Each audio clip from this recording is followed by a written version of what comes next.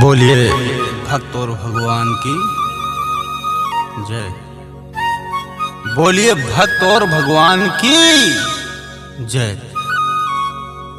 एक बार की बात है, नारद जी ने नारायण से कहा कि हे प्रभु, आप कहाँ वास करते हैं? और ये भागवत में भी वर्णित है। श्रीमद् भागवत में भगवान श्री कृष्ण ने नारद जी से कहा कि हे नारद, ना मैं बैकुंठ में वास करता हूँ, ना योनियों के हृदय में वास करता हूँ। जहाँ मेरे भक्त मेरा गुणगान करते हैं, सत्संग करते हैं, भजन करते हैं, धार्मिक अनुष्ठान करते हैं, मनुष्य की निर्मल और पवित्र भावनाओं के विकास में सहायक होते हैं, और इसके पश्चात मनुष्य सत्य कर्म की राह पर सही दिशा प्राप्त करता है। भगवान का सबसे अमूल्य साधन भावना है। यदि भावना अच्छी है तो हृदय में प्रेम है, तो उस हृदयेश्वर को पाना कठिन नहीं है। कहा गया है, किश्ती का किनारा मिल जाए, गिरते को सहारा मिल जाए। जो सच्चे मन से श्री हनुमत को पुकारे, किसको? श्री हनुमत को, तो उसका दीदार अवश्य होता है। भगवान से केवल लगन लग जानी चाहिए। उसके पश्चात भगवान और भक्त का आपस में संबंध हो जाता है।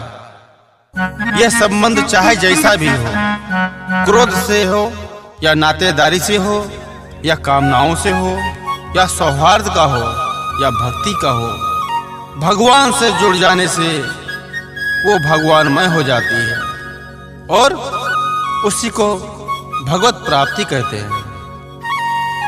अब तो समझ में आ जाएगा नारद जी, मेरे कहने का तात्पर्य है कि भगवान को पाना मनुष्य के लिए बहुत आसान है। बस केवल सत्य मार्ग पे चले, वही का। जैसे गोपियों को काम से, कंस को भय से, शिशुपाल आदि को द्वेष से, यादों का संबंध से, पांडवों को स्नेह से, और नारद को भक्ति से भगवान की प्राप्ति हुई थी। मनुष्य का जन्म इतना ही लाभ है कि वो जैसे भी हो, ज्ञान से, भक्ति से अथवा अपनी धर्म की निष्ठा से अपने जीवन को ऐसा बना ले कि संपूर्ण जीवन, विशेष करके मृत्यु के समय, भगवान की स्मृति अवश्य बनी रहे। मनुष्य योनि सर्वश्रेष्ठ मानी गई है। इस योनि में श्रेष्ठ काम करके मोक्ष की प्राप्ति की जा सकती है। भजन समस्त दुखों का, भजन जो है वो समस्त दुखों का भंजन करते हैं। भजनों को जब गाया जाता है तो मन की गहराई से गाया जाता है, तो वहां दुख दारिद्र्य का क्या काम। गायक और श्रोता दोनों को धन्य और कृत्य कर देते हैं भजन। अपने आदत में सुधार लाओ, नियम संयम रखो, दूसरों का आदर करो, सम्मान करो, वहीं पे भगवान का दर्शन हो जाएगा।